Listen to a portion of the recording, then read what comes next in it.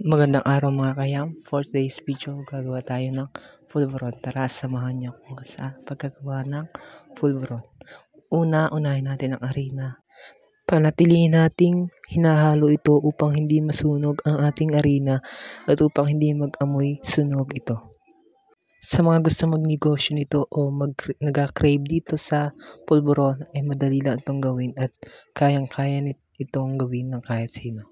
Kaya halina, samahan niyo ako sa pagluluto upang may matutunan kayong bagong kaalaman sa pagluluto. Kaya mag-enjoy lang kayo sa manonood at mag-practice na rin. Maraming salamat.